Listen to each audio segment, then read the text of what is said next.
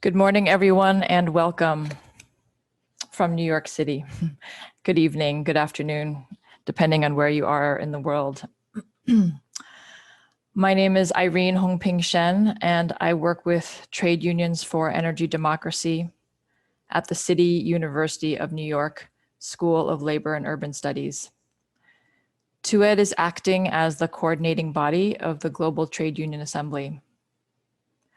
I would like to thank the Rosa Luxemburg Stiftung New York office for their support in ensuring that we have the needed interpretation for these global meetings. I would also like to thank the skilled interpreters who have provided excellent interpretation during all of our programs and have made the assembly meetings more accessible to a wider group of people. For today's event, there is interpretation in English, French, Korean, Portuguese, and Spanish. Please click the interpretation icon at the bottom of your screen and select the language channel you need. English speakers, please go into the English room.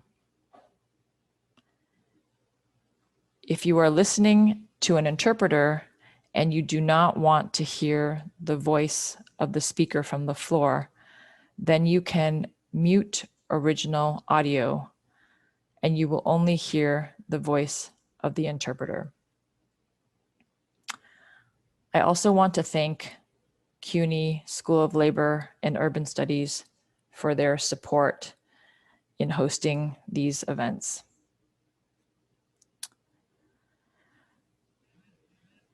For attendees, please use the question and answer function found at the bottom of your screen.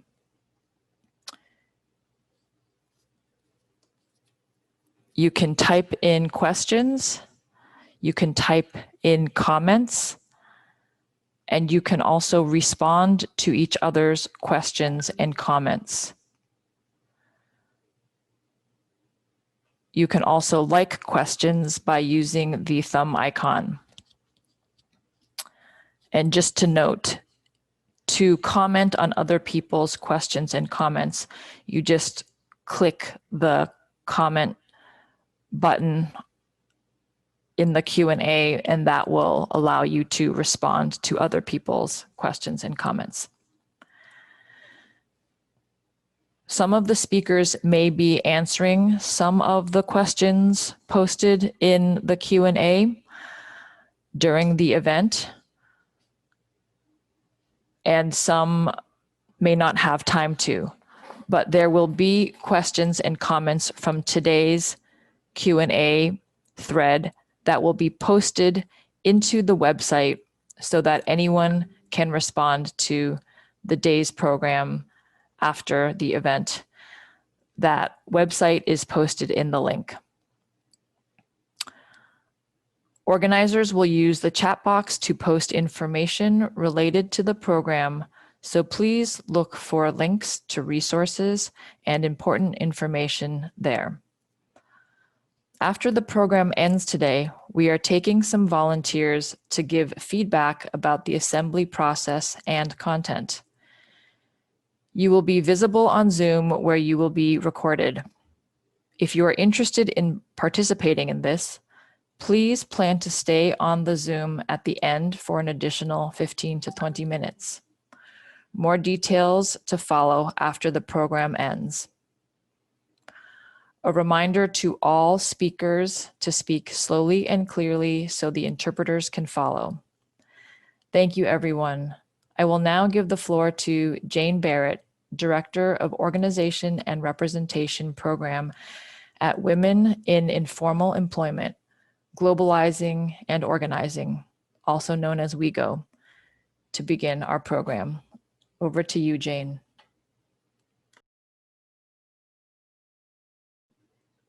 Jane, you are muted, so we're There we go. Sorry about that. Can you hear me? Yes, loud and clear. Go ahead. Thank you, Irene, and a warm welcome to everybody this afternoon, especially to those who are logging in at very unsocial hours from all corners of the world. We thank you particularly for making the time. The pandemic has exposed once and for all the fault lines in our global economic system. Inequality and exclusion have never been more visible, as across the world, billions of working class people are left out of relief and social and health protection. The super exploitation of migrant workers has also never been more visible, with hundreds of thousands left stranded and homeless in so-called receiving countries. The context is one in which, even before the pandemic, 61% of the global workforce was informally employed. The figure is a staggering 90% in the developing world. Globally, just under half of all informal workers are own account or self-employed workers, typically street vendors, home-based workers, waste reclaimers, and so on. The other half have an employer, either direct or indirect, but are informal by virtue of exclusion from labor and or social protections. It is undisputed that this 61% has been the hardest hit by the pandemic and all that goes with it. But we are seeing a fight back, including from the most excluded and previously invisible, who in many instances are responding proactively and with remarkable tenacity. Their responses can become building blocks for the reimagining of our economies and the redefining of the value of labor. Today's program will share some proactive examples with all of you. We are starting with what I know will be an inspiring input from the president of Chile, Barbara Figueroa. Barbara will be speaking to her paper, The Value of Labor After the Pandemic, recently published by the Global Labor University, and it will be posted for you to make reference. You'll find the link in the Q&A. Welcome, Barbara. Barbara's input will be followed by 3 solidarity dialogues. The first dialogue will focus on global organizing responses. The second on national organizing responses in the context of high levels of repression and conflict. And the third will focus on building a new economy from the bottom up. Our panelists all have exciting stories to tell. They will be introduced by the respective dialogue facilitators when the time comes. After each dialogue, we're hoping to have 10 minutes to take questions from the floor to the panelists. And a reminder that these questions should be written in the Q&A. We will end the session with a concluding remark and announcements. Before I hand over to Barbara, I would also like to acknowledge the broader context of social struggle, not least of all the struggles of Indigenous peoples and the struggles under the banner of Black Lives Matter. These struggles have a working class dimension which we cannot and must not ignore. I'd like to now bring in Barbara Figueroa, President of Chile. Over to you, Barbara.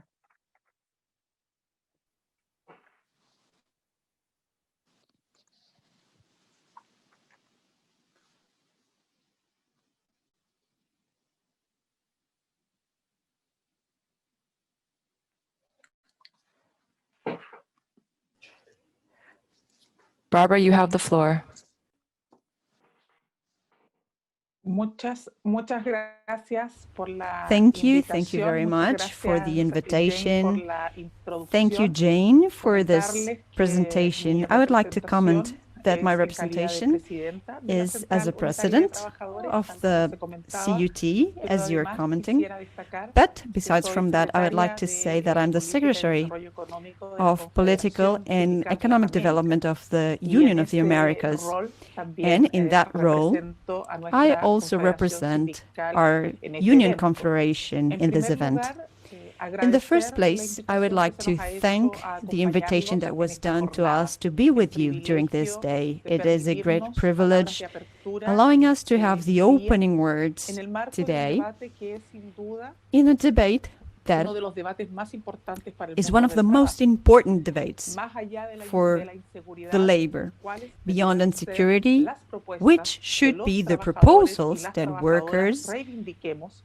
can respecto de reivindicate distribución de la regarding riqueza, the distribution of salario wealth, y el valor salary, del trabajo the en lo que value ha of sido work, este desafío and all mundial. that has been this Tal como world señalamos challenge. en el artículo Exactly que as is citaba, being pointed out in the nosotros article vivimos cited, y hemos hecho we un live análisis and have done respecto an de analysis esta crisis sanitaria regarding this como una center crisis crisis as humanitaria a quizás de las humanitarian más crisis, importantes del maybe último one of the siglo. most important Y en in the esa last magnitud century. entendemos que también And deben it's ser from las here that we respuestas desde el understand that mundo we need sindical big organizado. answers from the A un organized desafío unions. nunca visto por algunas It is a challenge generaciones. that has never Lo been seen cierto before by es que some solo pueden generations. venir And the luego truth is that respuestas muy then we audaces. can have very La bold experiencia, además, answers. nos ha demostrado Experience que has hoy also no shown solamente that enfrentamos today una crisis we are sanitaria, not only sino que a facing partir a de la health pandemia crisis, se ha but from the desplegado en pandemic, algunos países we have seen in profundas many crisis countries sociales,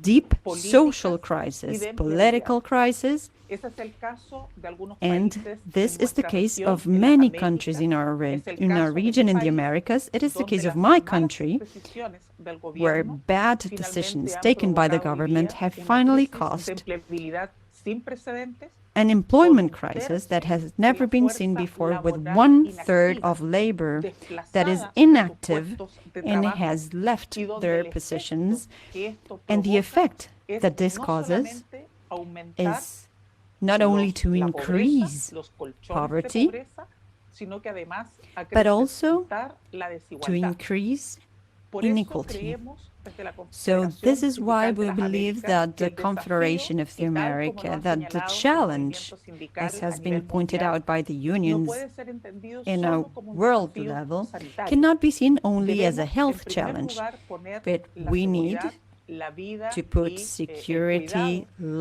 life, trabajadores y and trabajadoras en care nuestra of the agenda. workers Pero junto in con our ello, agendas. debemos But together garantizar with que that, todas we las need propuestas to que hemos guarantee desarrollado that a all nivel of the mundial proposals that have como been movimiento developed sindical, internationally la garantía al as trabajo, trade la unions, the protección del guarantee to have empleo, work, la the garantía de protection los of our work, ingresos y the de los warranty of salarios having como incomes temas and esenciales. salaries. These Porque should convivir all be con una essential crisis subjects, sanitaria because living with y a además una sanitary crisis and health social, crisis, una crisis besides from a medioambiental, social una crisis de crisis, empleabilidad, environmental es el crisis, peor de los and escenarios employment para los crisis, países en el is the mundo. worst case scenario for all countries Lamentablemente, around the world.